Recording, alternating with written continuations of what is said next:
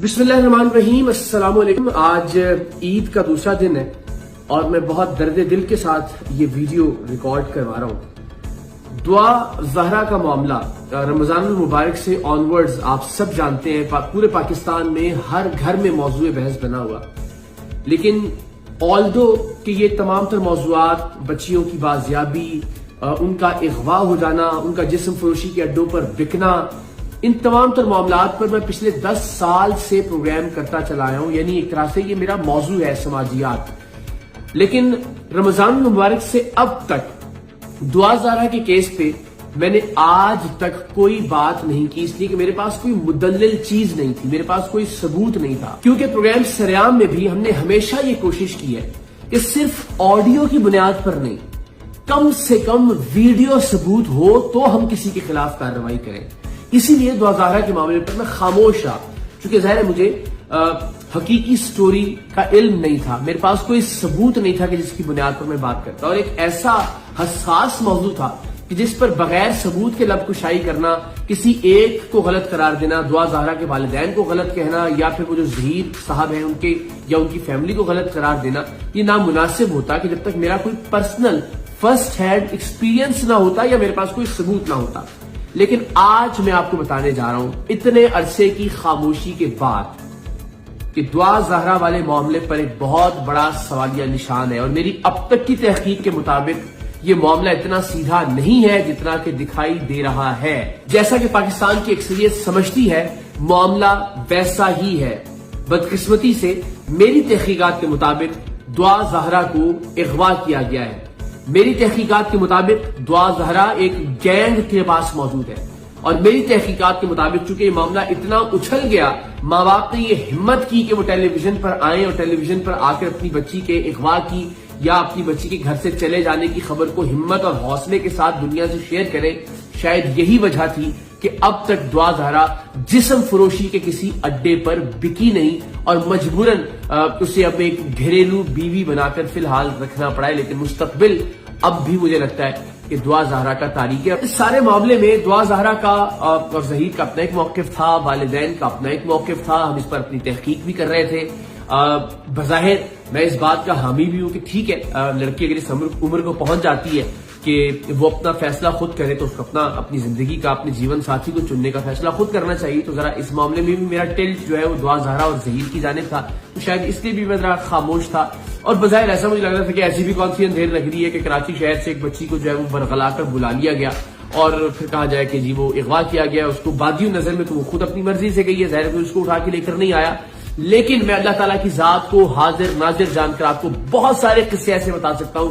सरेआम के 10 साल की तारीख ऐसे प्रोग्राम से भरी हुई है जहां ज़हीर अहमद जैसे बदबख्त लोग बदकिस्मती से दुआ ज़हरा जैसी बच्चियों को शादी का झांसा देके, वरगला के, सोशल मीडिया के जरिए, फोन कॉल्स के जरिए बुलाते हैं और बुलाने के बाद फिर अल्टीमेटली उन्हें आगे एक गैंग के पास, फिर दूसरे गैंग के पास, फिर तीसरे गैंग के पास, गैंग दर गैंग जिस्म फरोशी के लिए और दीगर बदकारी के कामों के लिए उन्हें बेच दिया जाता है। और इस केस में ऐसा ही होने जा रहा था।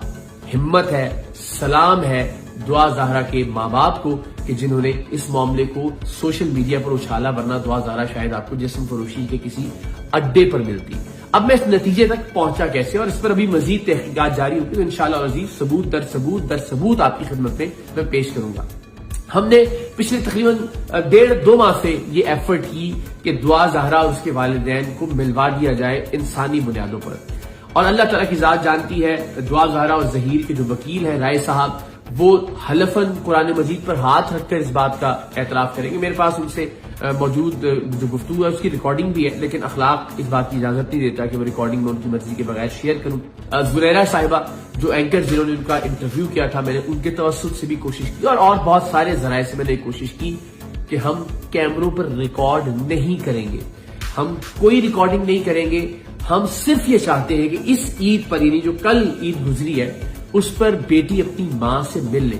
मैंने दुआ ज़हरा के वालिद से बात की انہیں میں نے کنونس کیا.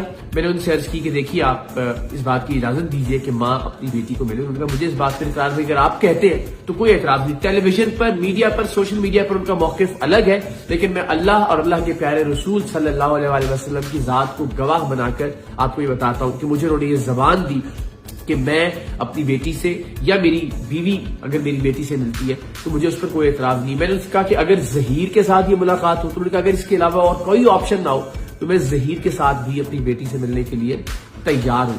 ظاہر ہے سوشل میڈیا پر اور ٹی وی پر چونکہ ایک لیگل پریشر رکھنا ہے دونوں نے کہ جی ہم نہیں ملیں گے, وہ کہہ رہے ہیں ہم نہیں ملیں گے, ہم کیس جیت کر نہیں ملیں گے آل دیٹ. لیکن میں آپ کو دیانتداری سے یہ بات بتا رہا ہوں, اور بلکہ میں دعا ظاہرہ کی والدہ کا کلپ بھی آپ سے شیئر کرتا ہوں. دار حسن بھائی, میں سائمہ کاظمی بات کر رہی ہوں, میری کی وائف. میں آپ سے ایک مدد چاہتی ہوں. میں چاہتی ہوں کہ آپ میرے لیے, میں آپ کو اپنا بھائی کہتی ہوں اور میں ایک بہن ہونے کے ناطے آپ سے مدد چاہتی ہوں کہ آپ اللہ اور اس کے رسول کے واسطے, میں چاہتی ہوں یہ لوگ جنہوں نے میری بیٹی کو کڈنیپ کیا ہے, اور آپ کو پتہ ہے کہ یہ لوگ کتنے خطرناک ہیں, یہ لوگ ٹھیک نہیں ہیں, اور میری بیٹی کو کس حال میں رکھا ہے, اس کو اتنا کمزور کر دیا ہے ان لوگوں نے. ہم بہت پریشان ہیں, یقین کریں کہ میں آپ کو بتا نہیں سکتی ہوں. لوگوں کے گھروں میں عید ہے, ہمارے گھر میں عید نہیں, ہمارے گھر میں قیامت ہے. اور میری بیٹی سے یہ لوگ غلط بیان دلوا رہے ہیں. اتنی چھوٹی بچی ہے اور اس کو غلط بیان دلوا رہے ہیں باپ کی طرف سے. تو میں وہ بیٹی جو اپنے باپ کے سینے پہ سر رکھ کے سوتی ہو, ماں سے کئی گنا زیادہ اپنے باپ سے پیار کرتی ہو, تو وہ بیٹی اپنے باپ کے لیے ایسا تو نہیں بول سکتی. تو میں اس کے ذہن سے کھیل رہے ہیں, دماغی توازن اس کا خراب کر رہے ہیں. تو میں چاہتی ہوں کہ آپ نا میری بیٹی کو جا کے چیک کریں کس حال میں رکھا ہوا ہے اس کو. تو جناب یہ صورتحال ہے, یعنی دعا زہرا کے والدین ملنا چاہتے تھے اپنی بیٹی سے, اور میں نے یہ یقین دلایا کہ ظہیر کی فیملی کو کہ آپ کی مرضی کا مقام, آپ کی مرضی کی جگہ, آپ کی مرضی کی سیکیورٹی, میں گارنٹی لیتا ہوں کہ بال بھی بیکا نہیں کرے گا, کوئی آپ سے اونچی آواز میں بات بھی نہیں کرے گا اس ملاقات کے اندر. میں میک شیور کروں گا میرے گھر میں ملاقات کر لیجئے, پولیس کی سیکیورٹی کی بات کریں میں اس کا ارینج کروں گا, پرسنل سیکیورٹی کی بات کر لیجئے میں اس کا ارینج کروں گا. دعا ظاہرہ کے والدین کو نہ ہم مقام بتائیں گے ملنے کا, نہ ہم وقت بتائیں گے ملنے کا, لیکن ایک بیٹی کو اس کی ماں سے ملنے دیجئے. یہ تو ایک بنیادی حق ہے. کتنا بڑا اختلاف ہوگا, کتنے بڑے تضادات ہوں گے, کیا کر لیا ہوگا اس ماں نے ایسا جرم کہ ایک بیٹی اپنی ماں سے ملے نا. ٹھیک ہے ایک فیصلہ کر لیا آپ نے, اگر فرض کر لے ایک لمحے کے لیے اس فیصلے کو تسلیم کر بھی لیا جائے, تو کیا ایسی قیامت آ گئی ہے کہ ایک بیٹی اپنی ماں سے نہ ملے یا ایک بیٹی کو اپنی ماں سے نہ ملنے دیا جائے؟ ظہیر کی فیملی کی جانب سے آ گئی جی نہیں وہ بہت نفرت کرتی ہے اپنے ماں باپ سے, وہ نہیں ملنا چاہتی. ظہیر کے کہنے پہ وہ کراچی سے لاہور آ سکتی ہے. اگر وہ فیملی اگر انسانوں والی فیملی ہے, اقدار والی فیملی ہے, تو کیا اس فیملی کو نہیں چاہیے کہ اس بچی کو قائل کرے کہ ماں باپ سے مل لینا چاہیے, جبکہ ماں باپ خود سے ملاقات کرنا چاہتے ہیں؟ میں اس نتیجے میں پہنچا کہ اگر میں یہ عرض کر رہا ہوں کہ ہم ویسے آپ ٹی وی پہ بہت آ رہے ہیں, ویسے آپ اپنا دنیا کو دکھا رہے ہیں کہ ہم بہت خوش ہیں, اس لیے کہ ظاہر آپ کے پروپیگنڈے کا یہ حصہ ہے, لیکن میں آپ کو حلفاً یہ کہتا ہوں, میں آپ کو یہ آفر دیتا ہوں کہ کیمروں کی موجودگی کے بغیر بچی کو عید پہ اس کی ماں سے ملوا دیجیے. میں آپ سے کہتا ہوں اپنی مرضی کا مقام, اپنی مرضی کی سیکیورٹی, اپنی مرضی کا ٹائم منتخب کیجیے. میں گارنٹی لیتا ہوں کہ کوئی آپ سے اونچی آواز میں بھی بات نہیں کرے گا, لیکن اس کے باوجود بچی کو ماں سے نہیں ملنے دیا جاتا. اس کا مطلب بالکل واضح کہ میں اس ساری ایکسرسائز میں جو پچھلے 1.5-2 ماہ سے کر رہا تھا, ان کے وکیل کے توسط سے جو مجھے سمجھ میں آیا رابطہ, میں نے ان سے رابطہ کرنے کی کوشش کی, لیکن الٹیمیٹلی میں اس نتیجے پر پہنچا کہ یہ معاملہ اتنا سیدھا نہیں ہے. بچی کو بالکل اسی طرح سے جس طرح ہم جسم فروشی کے اڈوں سے پچھلے 10 سال سے بچیاں بازیاب کرواتے رہے ہیں, اور ہر بچی کی یہی کہانی ہوتی ہے کہ محبت کی شادی کا جھانسا دے کر اس کو بلایا جاتا ہے اور پھر آگے بیچ دیا جاتا ہے.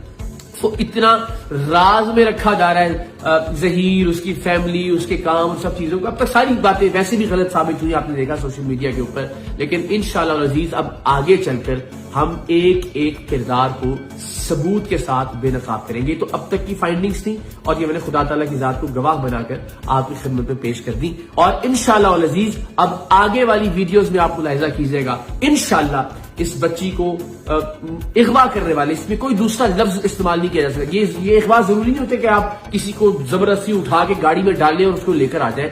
اگر اس طرح سے اغوا کیا جاتا ہے, اور جیسا کہ میں نے عرض کیا کہ تاریخ ہے کہ بچیاں اسی طرح سے جسم فروشی کے اڈوں تک پہنچتی ہیں, اور الحمدللہ سلام کاظمی صاحب کو، ان کی اہلیہ کو دعا ظاہر ہے کہ والدین کو کہ انہوں نے اپنی بچی کو کم سے کم اس سٹیج پر پہنچنے سے شور مچا کے بچا دیا.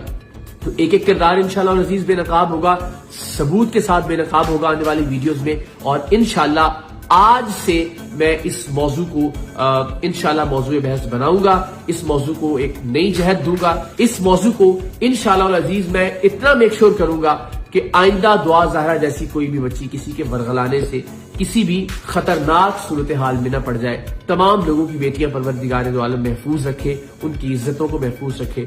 پاکستان زندہ باد.